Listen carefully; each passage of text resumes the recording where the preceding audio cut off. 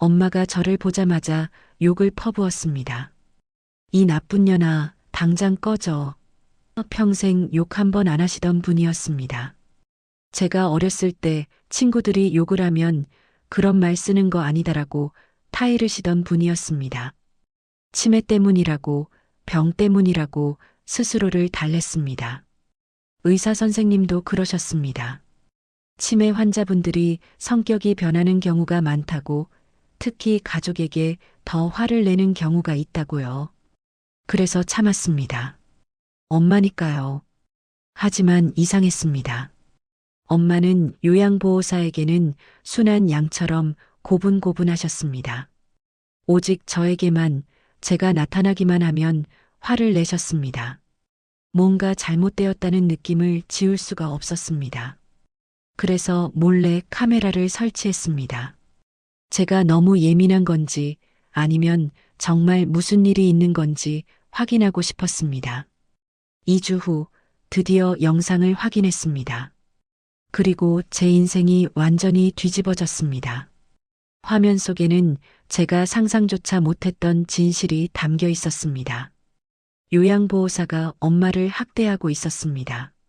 늙은이라고 욕을 하고 밥을 제대로 안 주고 엄마를 겁에 질리게 만들고 있었습니다.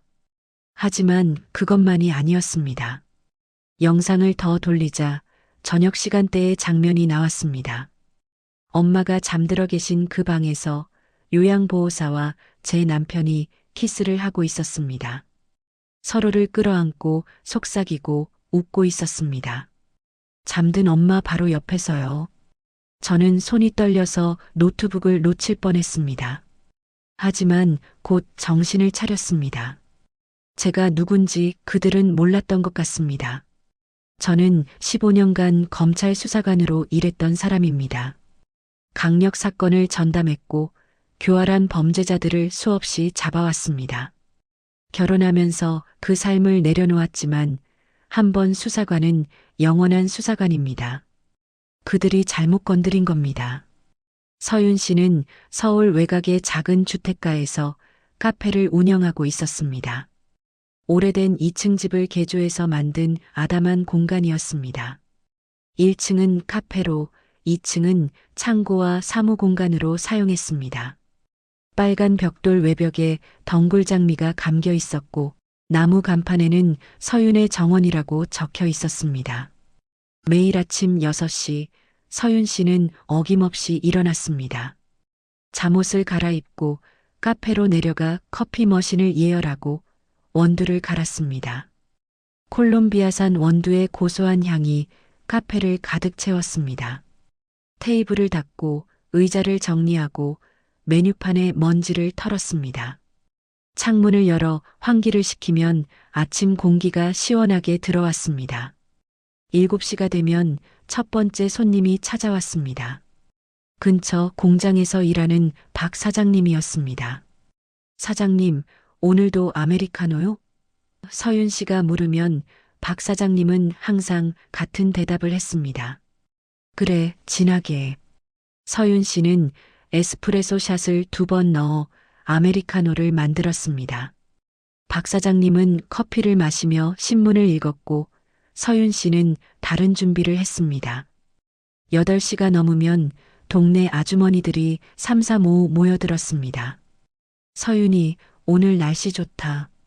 네, 산책하기 딱 좋은 날이네요. 서윤 씨는 항상 웃으며 대답했습니다. 손님들과 이야기를 나누고 그들의 안부를 묻는 것이 일상이었습니다. 김 여사님의 손자가 대학에 붙었다는 소식, 이 사장님의 딸이 결혼한다는 이야기, 최 할머니의 무릎이 나아지고 있다는 근황. 작은 마을의 소소한 이야기들이 카페를 오갔습니다. 서윤 씨는 별다른 욕심이 없었습니다. 카페 수입은 많지 않았지만 생활비를 보태기에는 충분했습니다. 남편 도현 씨는 중견기업의 과장으로 일했습니다. 월급이 나쁘지 않았지만 서울의 집값과 생활비를 감당하기에는 빠듯했습니다. 맞벌이를 해도 저축은 쉽지 않았습니다. 서윤 씨는 알뜰하게 살림을 꾸렸습니다. 장을 볼 때는 할인 상품을 찾았고 외식은 한 달에 한두 번으로 제한했습니다. 그래도 부모님 용돈은 빠지지 않았습니다. 매달 친정과 시댁에 각각 30만 원씩 보냈습니다. 엄마, 이번 달 용돈이야. 됐다. 너희도 빠듯할 텐데. 아니야, 엄마. 받아. 이런 대화가 매달 반복되었습니다. 주말이면 서윤 씨는 시부모님 댁에 들렀습니다. 청소를 하고 반찬을 만들어 드리고 안부를 여쭙습니다. 시어머니는 항상 말씀하셨습니다. 서윤아, 내가 며느리라서 다행이다. 서윤 씨는 웃으며 대답했습니다. 어머니, 제가 더 감사하죠. 친정에도 매주 찾아갔습니다. 과일과 반찬을 사들고 가면 어머니 영주 씨는 환하게 웃으셨습니다. 우리 딸 또 왔어? 바쁠 텐데. 엄마 바쁘면 뭐해? 엄마 보러 와야지. 그러던 어느 날 갑자기 전화가 왔습니다. 어머니의 떨리는 목소리였습니다. 서윤아, 아버지가. 서윤 씨는 심장이 멎는 것 같았습니다. 택시를 잡아타고 친정으로 달려갔습니다. 도착했을 때 구급대원들이 아버지를 들것에 싣고 있었습니다. 아버지의 얼굴은 창백했고 눈이 감겨 있었습니다. 아버지. 서윤 씨가 소리쳤지만 구급대원이 고개를 저었습니다. 죄송합니다. 이미 늦었습니다. 심장마비였습니다. 갑작스러운 죽음이었습니다. 서윤 씨는 그 자리에 주저앉았습니다. 어머니는 멍하니 서 계셨습니다. 아무런 표정도 없이 그저 한 곳만 바라보고 계셨습니다. 장례식장에서 서윤 씨는 정신없이 움직였습니다. 조문객을 맞고 식사를 준비하고 장례 절차를 진행했습니다. 남편 도연 씨도 와서 도왔습니다. 여보, 힘내. 내가 도울게. 서윤 씨는 고개를 끄덕였지만 마음은 무거웠습니다. 이상한 것은 어머니였습니다. 영정사진 앞에 앉아 계셨지만 울지 않으셨습니다. 조문객들이 위로의 말을 건네도 고개만 끄덕일 뿐이었습니다. 사모님, 힘내세요. 네. 그게 전부였습니다. 사흘 동안의 장례 기간 내내 어머니는 단 한마디도 제대로 하지 않으셨습니다. 서윤 씨는 걱정이 되었지만 충격 때문이라고 생각했습니다. 50년을 함께 산 남편을 갑자기 잃으셨으니 당연한 반응이라고 여겼습니다. 장례가 끝나고 어머니를 친정집에 모셔다 드렸습니다. 엄마, 며칠 쉬어. 내가 자주 올게. 어머니는 고개를 끄덕이셨습니다. 서윤 씨는 다시 일상으로 돌아갔습니다. 카페 문을 열고 손님을 맞고 커피를 내렸습니다. 밤이 되면 집으로 돌아왔습니다. 남편은 야근이 잦았습니다. 오늘도 늦어. 문자가 오면 서윤 씨는 혼자 저녁을 먹었습니다. 텔레비전을 켜놓고 밥을 먹으면 덜 외로웠습니다. 가끔 친정에 전화를 걸었습니다. 하지만 어머니는 전화를 받지 않거나 받아도 짧게 대답하셨습니다. 엄마, 밥 먹었어? 응. 뭐 필요한 거 없어? 없어. 그리고 전화를 끊으셨습니다. 서윤 씨는 시간이 지나면 나아지실 거라고 믿었습니다. 하지만 일주일이 지나고 보름이 지나도 나아지지 않았습니다. 서윤 씨는 그때까지도 몰랐습니다. 자신의 평화로운 일상이 곧 산산조각 날 거라는 것을, 그리고 오랫동안 묻어두었던 과거의 자신이 다시 깨어나게 될 거라는 것을. 검찰 수사관 한서윤, 그 이름이 곧 다시 필요하게 될 거라는 것을. 어느 저녁 서윤 씨는 카페 문을 일찍 닫았습니다. 마지막 손님을 보내고 정리를 하다가 문득 어머니 생각이 났습니다. 최근 통화가 너무 짧았습니다. 뭔가 이상하다는 느낌이 들었습니다. 서윤 씨는 카페 열쇠를 잠그고 차를 몰아 친정으로 향했습니다. 친정집은 조용한 주택가에 있었습니다. 2층짜리 작은 집이었습니다. 부모님이 30년 넘게 사신 곳이었습니다. 서윤 씨는 초인종을 눌렀습니다. 대답이 없었습니다. 다시 눌렀습니다. 여전히 대답이 없었습니다. 서윤 씨는 주머니에서 열쇠를 꺼냈습니다. 만일을 위해 항상 갖고 다니는 친정집 열쇠였습니다. 문을 열고 들어서는 순간 서윤 씨는 멈칫했습니다. 집안이 완전히 어두웠습니다. 거실 불도, 주방 불도, 현관 불도 모두 꺼져 있었습니다. 오후 7시였는데 집안은 칠흑같이 어두웠습니다. 엄마, 엄마 어디 있어? 서윤 씨가 소리쳤습니다. 대답이 없었습니다. 서윤 씨는 불안한 마음으로 불을 켰습니다. 거실이 환해지자 주변을 둘러보았습니다. 거실은 엉망이었습니다. 신문이 바닥에 흩어져 있었고 컵이 테이블 위에 기울어진 채 놓여 있었습니다. 물이 반쯤 흘러나와 있었습니다. 엄마. 서윤 씨는 급히 어머니 방으로 향했습니다. 방문을 열었습니다. 어머니는 어둠 속에 홀로 앉아 계셨습니다. 침대 위에 웅크리고 앉아 창문 쪽을 바라보고 계셨습니다. 창문도 닫혀 있었고 커튼도 쳐져 있었습니다. 환기가 전혀 되지 않은 방에는 퀴퀴한 냄새가 가득했습니다. 엄마 나야. 서윤이. 서윤 씨가 조심스럽게 다가갔습니다. 어머니가 천천히 고개를 돌렸습니다. 그리고 서윤 씨의 얼굴을 한참 동안 뚫어지게 바라보았습니다. 그 눈빛은 낯설었습니다. 딸을 바라보는 어머니의 눈이 아니었습니다. 낯선 사람을 보는 것 같은 눈빛이었습니다. 너, 누구냐? 서윤 씨의 가슴이 철렁 내려앉았습니다. 귀를 의심했습니다. 방금 뭐라고 하셨지? 서윤 씨는 웃으며 말했습니다. 엄마, 농담하지 마. 나 서윤이야. 딸이잖아. 하지만 어머니는 고개를 흔드셨습니다. 딸, 내가 딸이 있었나? 어머니는 혼잣말을 하듯 중얼거렸습니다. 서윤 씨는 눈앞이 캄캄해졌습니다. 어머니의 손을 잡았습니다. 손이 차가웠습니다. 엄마 나야. 서윤이야. 엄마가 낳은 딸이야. 어머니는 서윤 씨의 손을 바라보았습니다. 그리고 다시 창문 쪽을 바라보셨습니다. 더 이상 서윤 씨에게 관심을 보이지 않으셨습니다. 서윤 씨는 급히 병원을 찾았습니다. 어머니를 차에 태우고 대학병원 응급실로 갔습니다. 의사가 여러 가지 검사를 진행했습니다. MRI, 인지 기능 검사, 혈액 검사. 몇 시간 후 의사가 서윤 씨를 불렀습니다. 보호자분이시죠? 검사 결과가 나왔습니다. 서윤 씨는 떨리는 마음으로 의사를 바라보았습니다. 의사의 표정이 무거웠습니다. 어머니께서 치매 초기 판정을 받으셨습니다. 알츠하이머형 치매입니다. 치매요? 갑자기요? 네. 급격한 스트레스가 증상을 촉발시켰을 가능성이 높습니다. 남편분을 잃으신 충격이 뇌에 직접적인 영향을 미친 것 같습니다. 이런 경우를 급성 치매라고도 합니다. 서윤 씨는 눈물이 났습니다.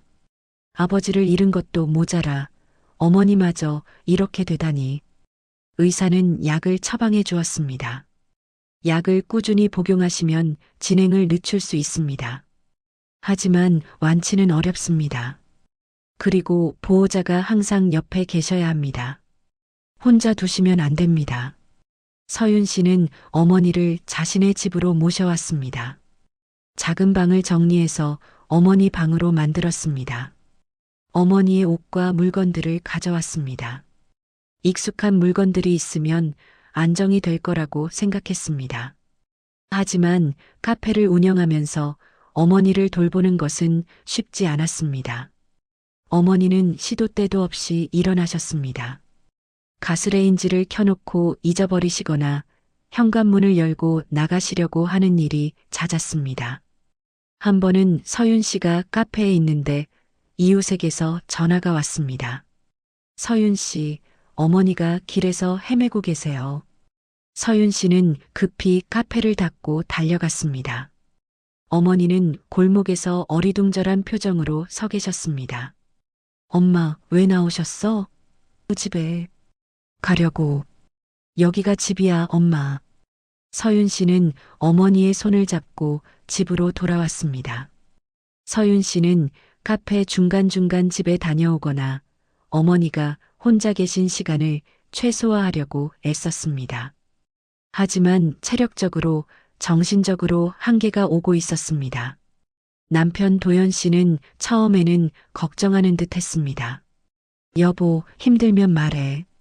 내가 도울게. 하지만 며칠이 지나자 불편한 기색을 드러냈습니다. 장모님을 요양원에 모시는 게 어때? 우리도 힘들잖아. 전문가들이 돌보는 게 더 나을 수도 있어. 서윤 씨는 단호하게 거절했습니다. 엄마는 내가 돌볼 거야. 요양원은 안 돼. 근데 너 카페도 해야 하고 집안일도 해야 하잖아. 너무 무리하는 거 아니야? 그래도 안 돼. 엄마야. 내가 안 돌보면 누가 돌봐. 도연 씨는 더 이상 말하지 않았지만 표정이 좋지 않았습니다. 서윤 씨는 그 표정을 보고도 신경 쓰지 않았습니다. 지금은 어머니가 더 중요했습니다. 서윤 씨는 점점 지쳐갔습니다.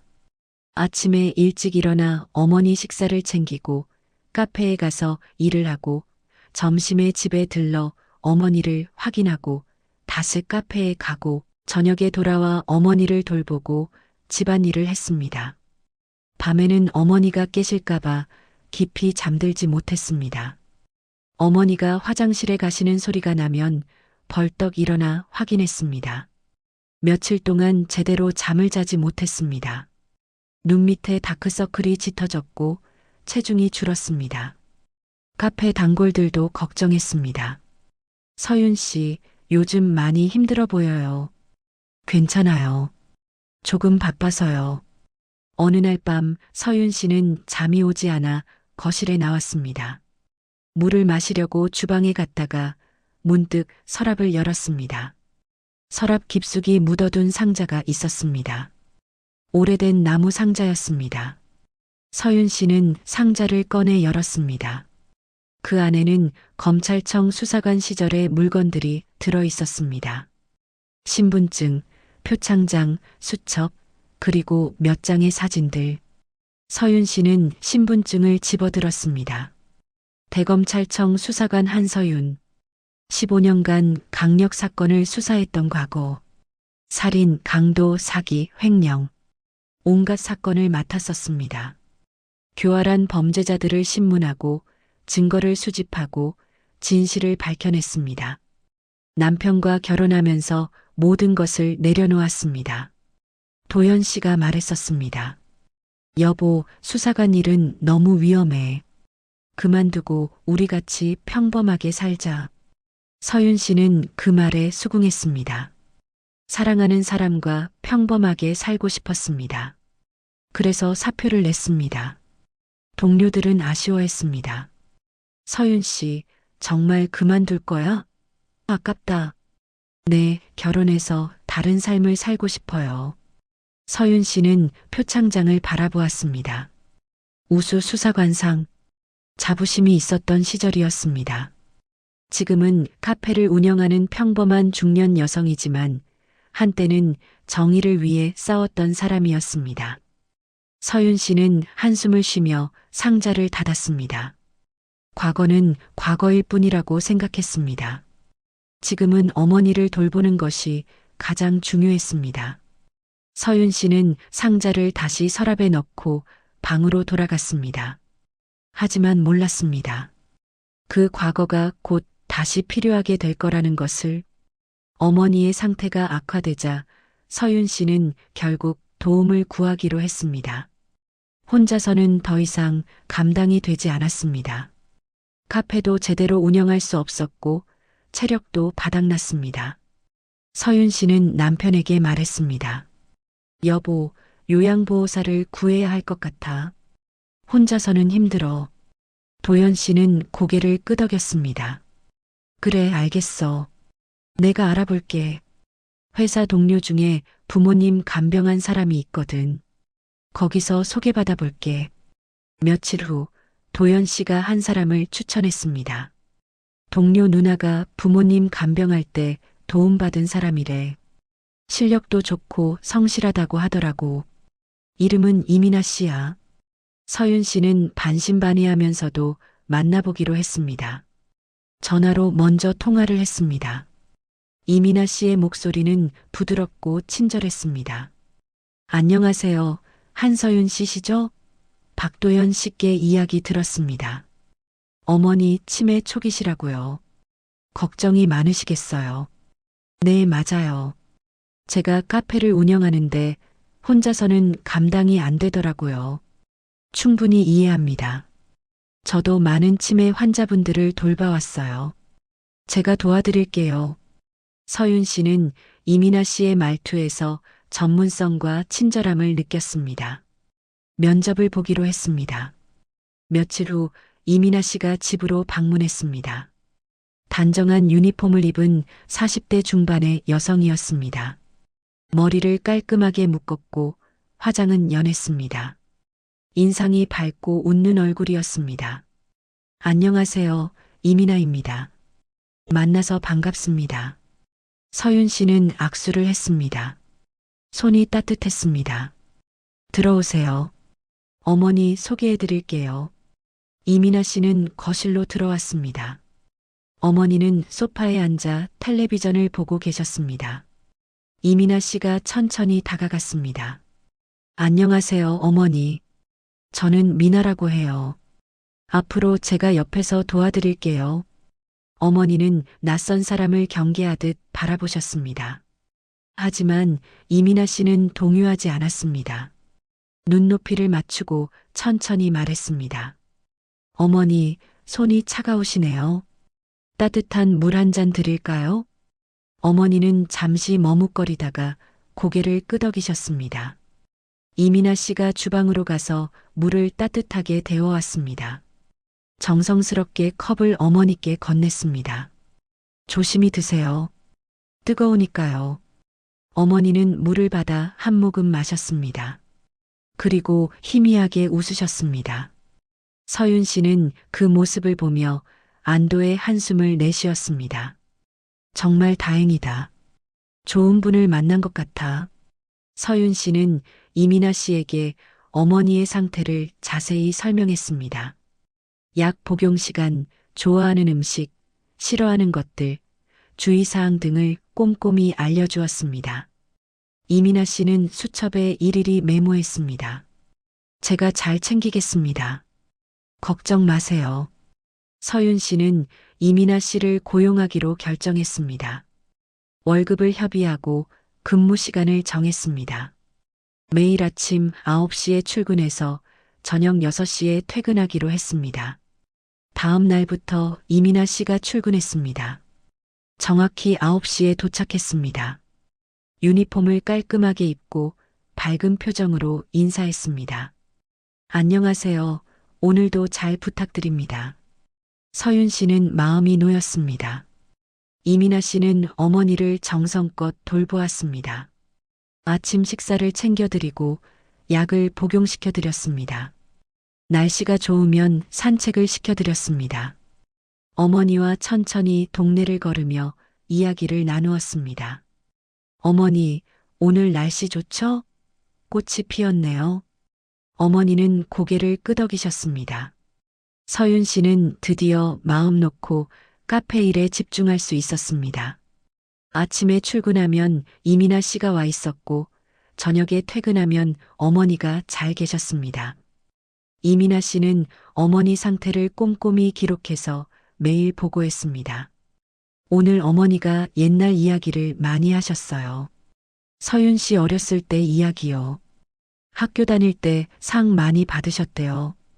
기억력이 아주 나쁘신 건 아닌 것 같아요. 정말요? 엄마가 제 이야기를 하셨어요? 네, 딸 자랑을 많이 하시더라고요. 우리 딸이 제일 예쁘다고요. 서윤 씨는 눈시울이 붉어졌습니다. 어머니가 자신을 기억하고 계신다는 것이 감사했습니다. 한 달이 지나고 두 달이 지나면서 서윤 씨는 이민아 씨를 완전히 신뢰하게 되었습니다. 이민아 씨는 한 번도 지각하지 않았고 항상 성실하게 일했습니다. 어머니도 이민아 씨에게 마음을 여는 것 같았습니다. 남편 도연 씨도 가끔 이민아 씨와 이야기를 나누곤 했습니다. 미나 씨, 오늘도 수고하셨어요. 장모님이 덕분에 편하게 계시네요. 아니에요, 과장님. 당연히 해야 할 일인걸요. 어머니가 좋은 분이세요. 서윤 씨는 남편이 이민아 씨에게 관심을 보이는 것을 대수롭지 않게 여겼습니다. 그저 고마워하는 거라고 생각했습니다. 이민아 씨 덕분에 자신의 삶이 한결 편해졌으니까요. 서윤 씨는 이민아 씨에게 보너스도 주었습니다. 미나 씨, 정말 고마워요. 이건 성의예요. 아이고, 이게 뭐예요? 감사합니다. 이민아 씨는 환하게 웃었습니다. 하지만 서윤 씨는 몰랐습니다. 자신이 카페에 있는 동안 집에서 무슨 일이 벌어지고 있는지를, 이민아 씨의 친절한 미소 뒤에 무엇이 숨어 있는지를, 그리고 그 평화로운 일상이 곧 산산조각 날 거라는 것도. 석 달째 접어들 무렵 이상한 일이 생기기 시작했습니다. 서윤 씨가 집에 돌아오면 어머니가 갑자기 화를 내시는 것이었습니다. 처음에는 한두 번이었습니다. 서윤 씨가 현관문을 열고 들어서면 어머니가 소파에서 벌떡 일어나셨습니다. 이 나쁜 년, 고약한 년. 서윤 씨는 깜짝 놀랐습니다. 평생 욕 한 번 안 하시던 분이었습니다. 심지어 남을 욕하는 것도 싫어하시던 분이었습니다. 서윤 씨는 당황하며 어머니에게 다가갔습니다. 엄마, 왜 그래? 무슨 일 있어? 나야, 서윤이야. 하지만 어머니는 더 큰 소리로 소리치셨습니다. 너 때문이야. 내가 나빴어. 나쁜 년. 서윤 씨는 눈물이 났습니다. 어머니의 손을 잡으려 했지만 어머니는 손을 뿌리치셨습니다. 이민아 씨가 달려왔습니다. 당황한 표정으로 말했습니다. 서윤 씨, 죄송해요. 제가 있을 때는 이러시지 않는데 갑자기 이러시네요. 치매 환자분들이 가족에게 더 화를 내시는 경우가 있어요. 특히 가장 가까운 사람에게요. 너무 상심하지 마세요. 서윤 씨는 고개를 끄덕였습니다. 의사도 비슷한 말을 했었습니다. 치매 환자들이 성격이 변하거나 가족에게 공격적이 될 수 있다고요. 서윤 씨는 스스로를 달랬습니다. 병 때문이야. 엄마 잘못이 아니야. 하지만 이상했습니다. 어머니가 화를 내시는 것이 점점 심해지는 것이었습니다. 그것도 유독 서윤 씨에게만요. 서윤 씨가 집을 비운 사이에는 어머니가 조용히 계시다가 서윤 씨가 돌아오면 갑자기 흥분하셨습니다. 마치 서윤 씨를 기다렸다는 듯이. 이민아 씨는 항상 같은 말을 했습니다. 제가 있을 때는 괜찮으세요. 식사도 잘하시고 말씀도 잘하시는데 서윤 씨만 오시면 이러시네요. 안타까워요. 서윤 씨는 죄책감을 느꼈습니다. 내가 뭘 잘못했나? 엄마가 나를 싫어하시는 걸까?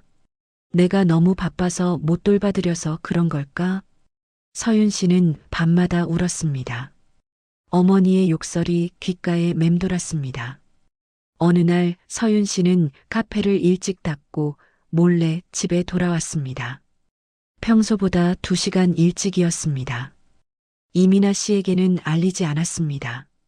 현관문을 열기 전에 잠시 귀를 기울였습니다. 집안은 조용했습니다. 텔레비전 소리가 들렸습니다. 서윤 씨는 조용히 문을 열고 들어섰습니다. 거실에 어머니가 앉아 계셨습니다. 이민아 씨는 주방에서 설거지를 하고 있었습니다. 평화로운 모습이었습니다. 서윤 씨가 나왔어라고 말하는 순간 어머니가 서윤 씨를 보고 벌떡 일어나셨습니다. 또 왔어. 이 나쁜 년아. 어머니의 목소리가 집안에 울려 퍼졌습니다. 이민아 씨가 당황한 척 달려왔습니다. 어머니, 진정하세요. 따님이 오신 거예요. 서윤 씨예요. 하지만 어머니는 계속 소리치셨습니다. 전현이 나쁜 년이야. 전현 때문이야. 서윤 씨는 뭔가 이상함을 느꼈습니다. 어머니의 반응이 너무 빨랐습니다. 마치 조건 반사처럼요. 서윤 씨를 보는 순간 스위치가 켜지듯 화를 내셨습니다. 그리고 이민아 씨의 표정도 뭔가 어색했습니다. 당황한 척하면서도 눈빛이 차가웠습니다. 그날 밤 서윤 씨는 잠을 이루지 못했습니다. 침대에 누워서 천장을 바라보았습니다. 왜 엄마는 나에게만 화를 내실까? 이민아 씨에게는 왜 그러지 않으실까? 수백 가지 생각이 머릿속을 맴돌았습니다. 서윤 씨는 일어나 차 키를 집었습니다. 밤 11시였습니다. 남편은 아직 귀가하지 않았습니다. 오늘 야근이야라는 문자만 와 있었습니다. 서윤 씨는 차를 몰고 나갔습니다. 어디로 갈지도 모른 채 그냥 운전했습니다. 한참을 달리다가 주차장에 차를 세웠습니다. 핸들을 잡은 채 생각에 잠겼습니다. 문득 검찰 수사관 시절의 감각이 되살아났습니다. 피의자를 신문하던 날들, 증거를 수집하던 밤들, 진실을 파헤치던 순간들. 서윤 씨는 수사관 시절 배운 것이 있었습니다. 첫 번째, 직감을 무시하지 말라는 것. 두 번째, 모든 것에는 이유가 있다는 것. 세 번째, 증거가 답을 알려준다는 것. 서윤 씨는 알 수 없는 불안감을 느꼈습니다. 뭔가 잘못되었다는 직감. 하지만 확신이 없었습니다. 내가 너무 예민한 건가? 엄마 병 때문에 내가 지쳐서 그런 건가? 아니면 정말 뭔가 있는 건가? 서윤 씨는 스스로를 의심했습니다. 하지만 그 불안감은 쉽게 사라지지 않았습니다. 수사관의 직감이 말하고 있었습니다. 뭔가 있어. 확인해 봐야 해. 서윤 씨는 결심했습니다. 진실을 알아야겠다고. 더 이상 불안감을 안고 살 수는 없었습니다. 검찰 수사관 시절의 자신이 다시 깨어나고 있었습니다. 수사의 첫 번째 단계는 증거 수집이었습니다. 다음 날 서윤 씨는 카페 일을 일찍 마치고 전자상가로 향했습니다. 용산 전자상가에 가서 소형 카메라를 구입했습니다. 점원이 물었습니다. 어떤 용도로 사용하실 건가요? 집에 설치하려고요. 보안용으로요. 점원은 고개를 끄덕이며 몇 가지 제품을 추천했습니다. 서윤 씨는 가장 작고 눈에 띄지 않는 것을 골랐습니다. 렌즈가 피놀 크기인 초소형 카메라였습니다. 와이파이로 연결되어 원격으로 확인할 수 있는 제품이었습니다. 이거로 할게요. 설치법은 간단해요. 여기에 앱을 다운받으시면 바로 연결됩니다. 서윤 씨는 카메라를 사들고 집으로 돌아왔습니다. 이민아 씨가 퇴근한 후였습니다. 어머니는 방에서 주무시고 계셨습니다. 서윤 씨는 조용히 어머니 방에 들어갔습니다. 방을 둘러보며 카메라를 숨길 곳을 찾았습니다. 책장이 눈에 들어왔습니다. 책들 사이에 카메라를 숨기면 눈에 띄지 않을 것 같았습니다. 서윤 씨는 책들을 조금 움직여 공간을 만들었습니다. 카메라를 그 사이에 끼워 넣었습니다. 렌즈가 방 전체를 향하도록 각도를 조절했습니다. 손이 떨렸습니다. 내가 너무 나간 건 아닌가 하는 생각도 들었습니다. 어머니의 사생활을 침해하는 것 같아 죄책감도 느꼈습니다. 하지만 수사관 시절 배운 것이 있었습니다. 직감을 무시하지 말라는 것. 그리고 진실은 항상 밝혀져야 한다는 것. 서윤 씨는 앱을 열어 카메라가 제대로 작동하는지 확인했습니다. 화면에 어머니 방이 선명하게 나타났습니다. 잘 작동하고 있었습니다. 서윤 씨는 자리를 떠나며 중얼거렸습니다. 엄마, 미안해. 하지만 알아야 해. 며칠이 지났습니다. 서윤 씨는 카페 일이 너무 바빠서 영상을 확인할 시간이 없었습니다. 새 메뉴를 개발하느라 정신이 없었고 손님들도 많았습니다. 저녁에 집에 돌아오면 피곤해서 쓰러지듯 잠들었습니다. 어머니는 여전히 서윤 씨를 보면 화를 내셨습니다. 이 나쁜 년. 서윤 씨는 이제 익숙해졌습니다. 마음은 아팠지만 표현하지 않았습니다. 그저 네, 엄마라고 대답하고 물러났습니다. 이민아 씨는 변함없이 친절했습니다. 서윤 씨, 오늘 어머니가 식사를 잘하셨어요. 좋아하시는 된장찌개를 끓여드렸더니 2그릇이나 드셨어요. 정말요? 감사합니다, 미나 씨. 아니에요. 당연히 해야 할 일인걸요. 남편 도현 씨는 야근이 더 잦아졌습니다. 요즘 프로젝트가 바빠서 서윤 씨는 의심하지 않았습니다. 회사 생활이 원래 그런 거라고 생각했습니다. 남편이 늦게 돌아오면 저녁을 데워주고 밥을 차렸습니다. 고마워, 여보. 응, 많이 힘들지? 조금. 근데 괜찮아. 2주가 지난 어느 밤 서윤 씨는 드디어 시간을 내서 녹화 영상을 확인하기로 했습니다. 남편은 또 야근이라고 했습니다. 어머니는 주무시고 계셨습니다. 서윤 씨는 거실 소파에 앉아 노트북을 켰습니다. 카메라 앱을 열고 저장된 영상을 불러왔습니다. 화면에 어머니 방이 나타났습니다. 처음에는 별다른 것이 없었습니다. 어머니가 침대에 누워 계시는 모습, 이민아 씨가 물을 가져다 주는 모습, 어머니가 산책을 나가시는 모습, 평화로워 보였습니다. 서윤 씨는 영상을 빨리 감기로 돌렸습니다. 내가 너무 예민했나 보다. 아무 일도 없잖아. 안도의 한숨이 나오려는 순간 서윤 씨는 멈췄습니다. 화면 속에서 이민아 씨의 표정이 달라진 것이었습니다. 서윤 씨의 손이 굳었습니다. 심장이 빠르게 뛰기 시작했습니다. 화면 속 이민아 씨는 더 이상 친절한 요양보호사가 아니었습니다. 웃는 얼굴이 사라지고 차갑고 무표정한 얼굴이 드러났습니다. 서윤 씨는 손으로 입을 막았습니다. 눈앞에 펼쳐지는 광경을 믿을 수가 없었습니다. 심장이 터질 것 같았습니다. 이게 뭐야? 이게 뭐야? 화면 속에서 이민아 씨가 소리치고 있었습니다. 얼굴이 일그러져 있었습니다. 친절하던 모습은 온데간데 없고 분노에 찬 표정이었습니다. 야, 이 늙은이. 밥도 제대로 못 먹어? 냄새나잖아. 어머니는 침대 구석에 웅크리고 계셨습니다.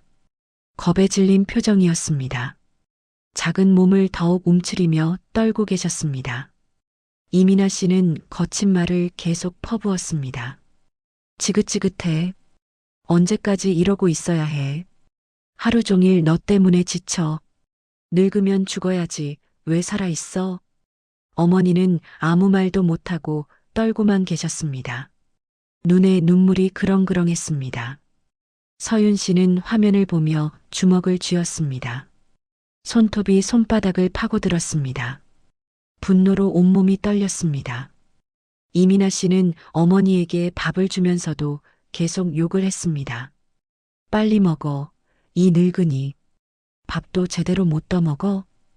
어머니는 떨리는 손으로 숟가락을 들었습니다. 밥알이 흘러내렸습니다. 이민아 씨가 소리쳤습니다. 아, 더러워. 흘리지 마. 어머니는 더 심하게 떨었습니다. 서윤 씨의 눈에서 눈물이 흘러내렸습니다. 엄마, 우리 엄마. 평생 남에게 욕 한 번 안 하시던 분이었습니다. 항상 남을 배려하고 친절하시던 분이었습니다. 그런 분이 저런 학대를 받고 계셨습니다. 하지만 더 끔찍한 것은 그 다음이었습니다. 영상을 더 돌리자 저녁 시간대의 영상이 나왔습니다. 시계를 보니 밤 8시쯤이었습니다. 어머니가 잠들어 계셨습니다. 약을 드신 후 주무시는 시간이었습니다. 그리고 방문이 열렸습니다. 이민아 씨가 들어왔습니다. 그런데 그 뒤에 또 한 사람이 있었습니다. 윤 씨는 숨이 멎는 것 같았습니다. 화면 속 인물을 알아보는 순간 세상이 무너지는 것 같았습니다. 남편 도연 씨였습니다. 두 사람은 서로를 바라보며 웃었습니다. 도연 씨가 이민아 씨의 허리를 감쌌습니다. 이민아 씨가 도연 씨의 목에 팔을 감았습니다. 그리고 키스를 했습니다. 잠든 어머니가 바로 옆에 계신 그 방에서, 침대에서 불과 몇 미터 떨어지지 않은 곳에서 두 사람은 속삭이며 웃었습니다. 보고 싶었어? 나도. 서윤 씨는 귀를 의심했습니다. 남편의 목소리였습니다. 분명히 남편의 목소리였습니다. 서윤 씨는 노트북을 집어던지고 싶었습니다. 소리를 지르고 싶었습니다. 하지만 이성적인 사고가 그녀를 붙잡았습니다. 검찰 수사관의 본능이 다시 깨어났습니다. 감정에 휘둘리면 안 됩니다. 증거를 확보해야 합니다. 서윤 씨는 떨리는 손으로 영상을 여러 곳에 복사했습니다. 외장하드에 저장했습니다. 클라우드에 업로드했습니다. USB에 복사했습니다. 절대 사라지지 않게, 만약의 경우를 대비해서 여러 곳에 백업해 두었습니다. 영상에는 날짜와 시간이 정확히 기록되어 있었습니다. 이민아 씨의 노인학대 장면, 남편과의 불륜 장면, 모든 것이 담겨 있었습니다. 서윤 씨는 밤새 영상을 분석했습니다. 이 주치 영상을 모두 확인했습니다. 총 몇 회의 학대가 있었는지 기록했습니다. 하루에 두세 번씩 폭언이 있었습니다. 불륜 증거는 거의 매일이었습니다. 남편이 야근이라고 했던 날들, 사실은 집에 몰래 와서 이민아 씨를 만나고 있었습니다. 수사관 시절의 습관이 되살아났습니다. 감정을 배제하고 증거를 체계적으로 정리했습니다. 날짜별로, 시간별로, 내용별로 분류했습니다. 엑셀 파일에 일일이 기록했습니다. 법정에서 사용할 수 있도록 완벽하게 정리했습니다. 날이 밝았습니다. 서윤 씨는 밤새 한숨도 자지 못했습니다. 거울을 보았습니다. 밤새 울어서 눈이 퉁퉁 부어 있었습니다. 하지만 눈빛은 단단했습니다. 더 이상 순진한 카페 주인이 아니었습니다. 15년의 수사 경력을 가진 전직 검찰관이었습니다. 서윤 씨는 서랍에서 검찰청 신분증을 꺼냈습니다. 오랫동안 묻어두었던 자신의 일부였습니다. 신분증을 바라보며 중얼거렸습니다. 너희들이 누구를 건드린 건지 알려주마. 이제 모든 것을 되찾을 시간이었습니다. 어머니를 지키고 배신자들을 벌할 시간이었습니다. 서윤 씨는 치밀하게 준비했습니다. 검찰 수사관 시절의 경험을 총동원했습니다. 15년간 강력 사건을 다루며 배운 모든 것을 활용했습니다. 감정에 휘둘리지 않고 냉정하게 계획을 세웠습니다. 먼저 경찰서에 가서 노인학대로 이민아 씨를 고소했습니다. 지역 경찰서가 아닌 광역수사대를 찾았습니다. 노인학대는 중범죄이기 때문입니다. 서윤 씨는 증거 자료를 모두 정리해서 가져갔습니다. USB에 담긴 영상, 엑셀로 정리한 학대 기록, 의료 기록 등을 제출했습니다. 담당 형사가 자료를 검토했습니다. 영상을 보는 순간 형사의 얼굴이 굳어졌습니다. 이건 명백한 노인학대입니다. 정신적 학대와 언어적 학대가 지속적으로 이루어졌네요. 네, 저희 어머니가 치매 초기인데 요양보호사가 이렇게 학대를 했습니다. 증거가 확실합니다. 바로 수사하겠습니다. 피의자는 노인복지법 위반으로 구속수사를 진행할 예정입니다. 서윤 씨는 고개를 끄덕였습니다. 첫 번째 단계가 완료되었습니다. 이어서 서윤 씨는 법원에 이혼 소송을 접수했습니다. 변호사를 선임하고 위자료 청구와 함께 재산분할도 요구했습니다. 불륜 증거가 확실했기 때문에 유리한 위치였습니다. 변호사가 말했습니다. 증거가 명확합니다. 영상에 날짜와 시간이 기록되어 있고 얼굴도 선명하게 나오네요. 위자료와 재산 분할에서 유리하게 진행될 겁니다. 최대한 받을 수 있을까요?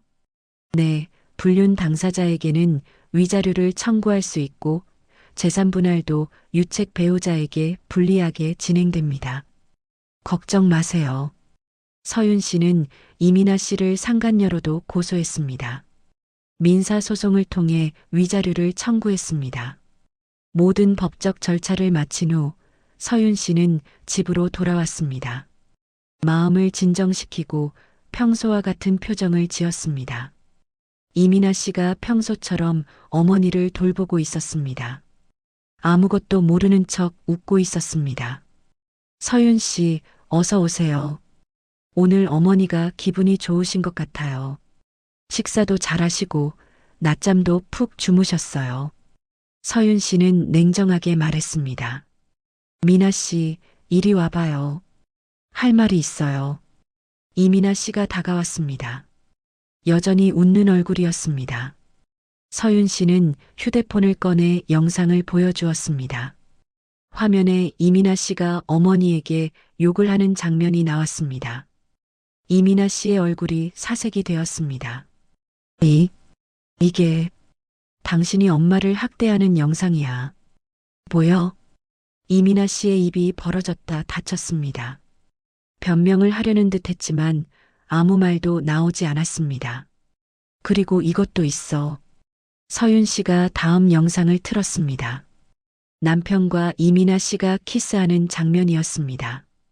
이민아 씨의 눈이 공포로 가득 찼습니다. 뒤로 물러났습니다. 서윤 씨, 저 잘못했어요. 한 번만 봐주세요. 제발이요. 서윤 씨는 차갑게 말했습니다. 늦었어. 이미 경찰에 고소했어. 당신은 노인학대로 감옥 갈 거야. 노인복지법 위반은 7년 이하의 징역이야. 그리고 상간녀로도 고소했어. 위자료 청구도 했고. 이민아 씨가 비명을 지르며 도망쳤습니다. 문을 박차고 나가 계단을 뛰어내려갔습니다. 서윤 씨는 뒤쫓지 않았습니다. 법이 그녀를 처벌할 것이었습니다. 저녁에 남편이 귀가했습니다. 평소처럼 다녀왔어라고 말하며 들어왔습니다. 서윤 씨는 소파에 앉아 있었습니다. 냉정하게 말했습니다. 도연 씨, 우리 이혼해. 뭐? 갑자기 무슨 소리야? 남편의 얼굴에 당황한 기색이 스쳤습니다. 서윤 씨는 휴대폰을 내밀었습니다. 이거 봐. 영상을 재생했습니다. 남편과 이민아 씨가 키스하는 장면이었습니다. 영상을 본 남편의 얼굴이 굳었습니다. 입술이 파르르 떨렸습니다. 이게 내가 누군지 잊었나 봐. 서윤 씨는 일어섰습니다. 남편을 똑바로 바라보며 말했습니다. 나는 15년간 검찰 수사관이었어. 강력 사건 전담이었지. 당신 같은 사람 수백 명 조사했어. 살인범, 사기꾼, 횡령범. 다 잡아왔어. 나를 속일 수 있을 거라고 생각했어? 남편은 아무 말도 하지 못했습니다. 서윤 씨가 서류 봉투를 던졌습니다. 이혼 서류야. 내일까지 서명해. 안 그러면 이 영상 당신 회사에 보낼 거야. 임원들한테 전부 보내. 그리고 당신 부모님께도 보낼 거야. 선택해. 남편의 얼굴이 창백해졌습니다. 손이 떨렸습니다. 서윤 씨는 돌아서며 말했습니다. 오늘 밤은 소파에서 자. 내일부터 나가. 남편은 그날 밤 한마디도 하지 못했습니다. 일주일 후 이민아 씨는 경찰에 체포되었습니다. 노인학대 혐의로 구속되었습니다. 재판이 빠르게 진행되었고 이민아 씨는 노인복지법 위반으로 징역 3년을 선고받았습니다. 재판장은 엄중하게 말했습니다. 피고인은 치매 환자인 피해자를 지속적으로 학대했습니다. 보호해야 할 의무를 저버리고 오히려 피해자에게 정신적, 언어적 학대를 가했습니다. 이는 중대한 범죄입니다. 이민아 씨는 법정에서 울며 용서를 빌었지만 소용이 없었습니다. 서윤 씨는 법정 밖에서 그 모습을 지켜보았습니다. 안도감과 함께 허무함도 느꼈습니다. 하지만 어머니를 위해 정의를 실현했다는 것에 후회는 없었습니다. 남편 도연 씨와의 이혼도 마무리되었습니다. 위자료를 물고 집에서 나갔습니다. 재산분할 과정에서 서윤 씨는 집과 카페를 모두 지켰습니다. 변호사가 말했습니다. 유책 배우자이기 때문에 재산분할에서 불리하게 적용되었습니다. 위자료도 상당한 금액을 받으셨고요. 수고하셨습니다. 도연 씨는 짐을 싸며 말했습니다. 미안해, 서윤아. 내가 잘못했어. 서윤 씨는 대답하지 않았습니다. 더 이상 할 말이 없었습니다. 도연 씨가 문을 나서는 순간 서윤 씨는 그를 부르지 않았습니다. 이미 끝난 관계였습니다. 서윤 씨는 카페를 정리했습니다. 더 이상 혼자 어머니를 모시면서 가게를 운영할 수는 없었습니다. 단골들에게 인사를 했습니다. 사장님, 카페 닫으신다면서요? 아쉬워요. 네, 어머니를 직접 돌봐야 해서요. 그동안 감사했습니다. 단골들은 서윤 씨의 손을 잡고 격려했습니다. 힘내세요. 효녀네요. 서윤 씨는 웃으며 고마움을 표했습니다. 어머니는 점점 나아지셨습니다. 더 이상 서윤 씨를 보고 화를 내지 않으셨습니다. 이민아 씨가 서윤 씨를 나쁜 사람으로 세뇌했던 것이 사라지자 어머니는 다시 예전처럼 서윤 씨에게 다정해지셨습니다. 가끔 서윤 씨를 못 알아보실 때도 있었습니다. 치매의 증상이었습니다. 하지만 그럴 때마다 서윤 씨는 어머니 손을 잡고 말했습니다. 엄마 나야. 서윤이야. 엄마 딸이야. 이제 내가 지켜줄게. 어머니는 서윤 씨의 손을 꼭 잡으셨습니다. 비록 딸을 기억하지 못할 때도 있지만 그 손의 온기는 기억하시는 것 같았습니다. 어머니의 눈에 눈물이 고였습니다. 서윤 씨도 함께 울었습니다. 하지만 슬픈 눈물이 아니었습니다. 서로를 지킬 수 있다는 안도의 눈물이었습니다. 어느 화창한 오후 서윤 씨는 어머니와 함께 공원을 산책했습니다. 가을이 깊어가고 있었습니다. 단풍이 아름답게 물들어 있었습니다. 빨간색, 노란색, 주황색 잎들이 나무에서 천천히 떨어지고 있었습니다. 어머니는 서윤 씨의 팔에 기대어 천천히 걸으셨습니다. 서윤아, 고맙다. 어머니가 갑자기 말씀하셨습니다. 서윤 씨는 깜짝 놀랐습니다. 엄마, 나 알아보시는 거야? 어머니는 희미하게 웃으셨습니다. 주름진 얼굴에 따뜻한 미소가 번졌습니다. 그럼 우리 딸 모를 리가 있나?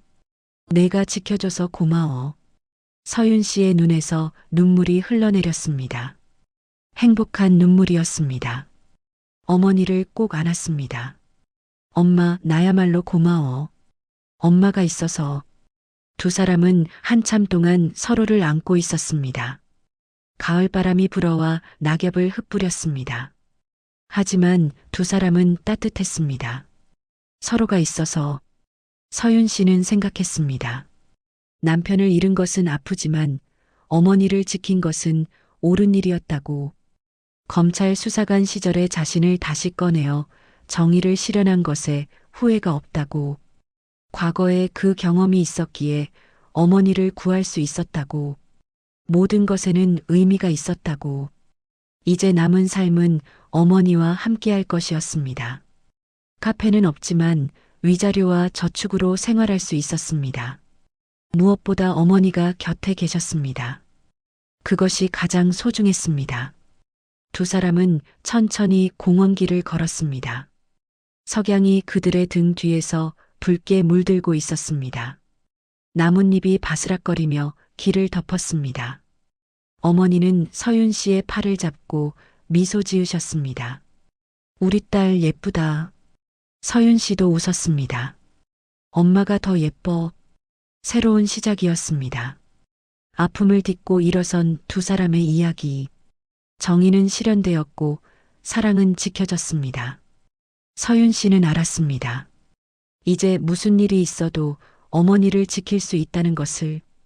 그리고 어머니도 알았습니다. 딸이 곁에 있다는 것을. 두 사람의 발걸음은 느리지만 단단했습니다. 함께이기에 두렵지 않았습니다.